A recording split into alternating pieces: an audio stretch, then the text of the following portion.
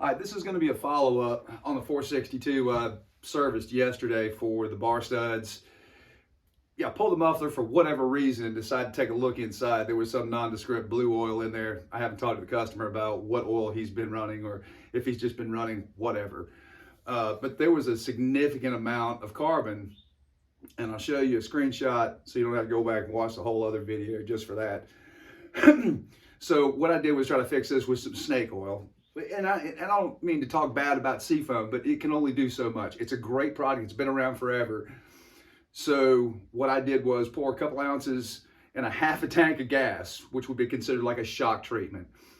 I did add a little bit of Honda HP2 to the tank, you know, maybe a teaspoon and a half, not very much, but just enough to give some added lubrication while the Seafoam was starting to remove some of this carbon. And then I'm gonna pull the head on this and then we'll see what that did in the short run. The idea was to put it back in service with that fuel and treatment in there and let him run that tank out and let it take its progress with some good oil. So let's get into this and I'll show you what the muffler looks like right now versus yesterday.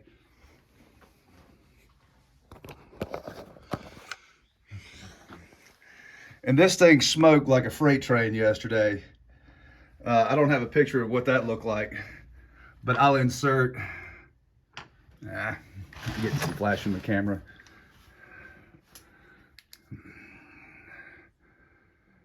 So you already see the effects of that HP2. Some of that some of the ester base doesn't burn off, but it does cling to everything really well.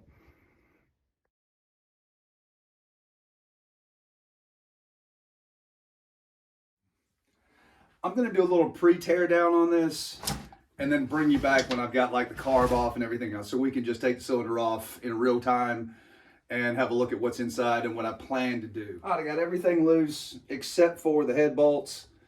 Muffler's off, and I put the piston at top dead center. Tried to clean off as much gunk and gook with a little brake clean bath and some compressed air, so I don't have too much contamination to clean up when I put this back together. As a warning, this piston's gonna look terrible. You know, for the little bit of run time it got, and with the shock treatment, I think we'll still see a tremendous amount of buildup of coking. Come on.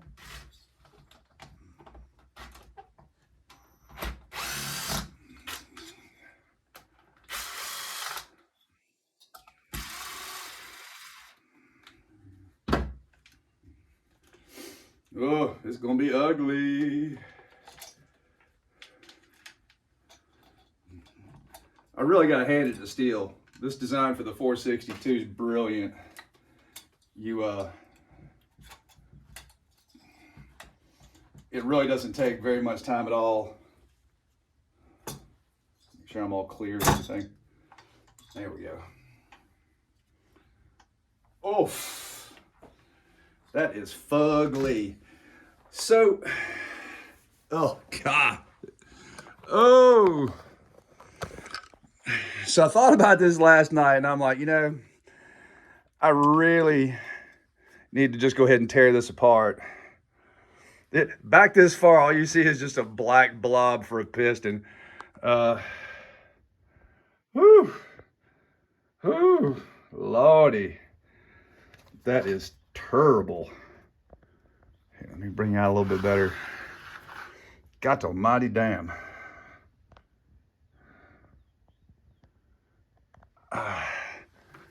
You know, shit, it's an M-tronic saw. You know, I don't know how you run it out of tune or what you do. That ain't just old guy. Words have no, I have no words for this. Let's take a look down the crankcase and see what else we got down there. All right, air filter's been doing his job. Can't zoom any farther. Where's my flashlight? And obviously, you know, this got a little infusion of really high grade oil while we were doing this. So obviously everything's nice and shiny. But I think I'm gonna clean the piston rings. Come back here, you.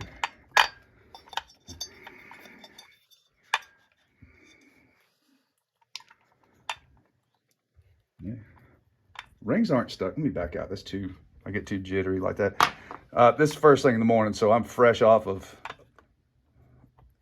looks like the bottom ring is, top ring, here.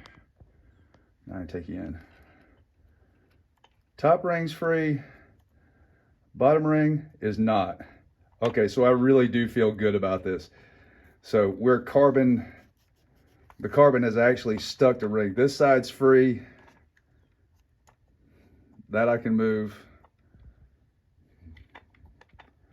But back here, the carbon's actually seized the ring into the ringland. All right, let me give this thing a number 6 cleaning and we'll be right back. This has to be about the worst I've ever seen. You know what's crazy though? You know, the combustion chamber doesn't look horrible. There's not a ton in there. There's definitely coking in the transfers. In the lowers, there's nothing in there. Looks good. You know, the exhaust port, let's see if I can't get, it really doesn't show it. You can see where it's been chamfered at the factory because there's a black outline. We haven't even got to the ugly stuff yet. Not horrible. And remind you, this saw runs, revs, and idles perfectly. Let's see. This would be on the clutch side. So I take you in just, no, that's as far as I can zoom. The amount of gook in there, in that strato passage, is not, it looks worse in person. And then here's the exhaust side. And again, like I said, you know, your rings are stuck. Geez, I'd love to just drop a fresh piston in here. We'll see how much I can get off of this without taking any of the metal finish. But this is atrocious, man.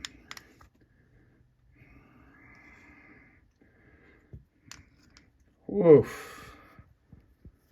You know, I think you can see there where the seafoam was trying to do its thing. Looks like we got some loosened up with it, with that shock treatment. Wow. Ah, forgot. Here's one more thing. Woo-wee. We got a new world record. Look at this rod. That looks fine. And the needle bearing has got some staining on it as well. It may be difficult to pick up.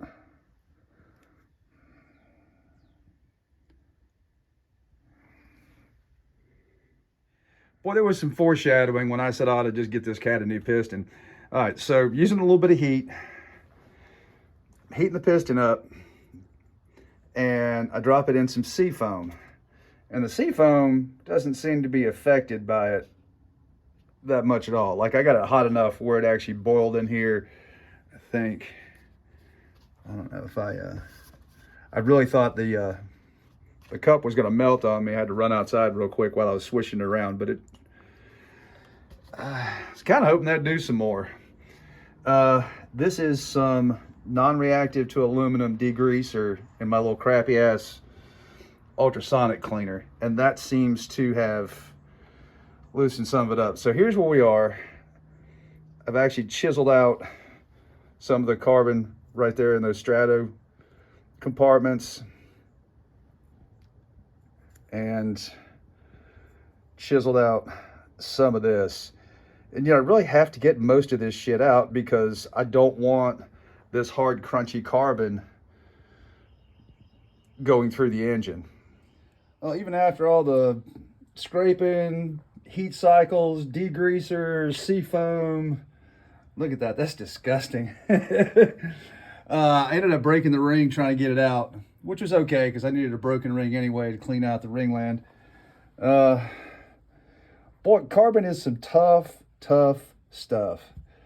So there's a little etching from the degreaser right there. I think my hands aren't as clean as they should be. Very little buffing on this. The majority of it was just heat cycling, let the chemical do its work, and then some Scotch-Brite, super fine gray, just to get some of the stubborn stuff out.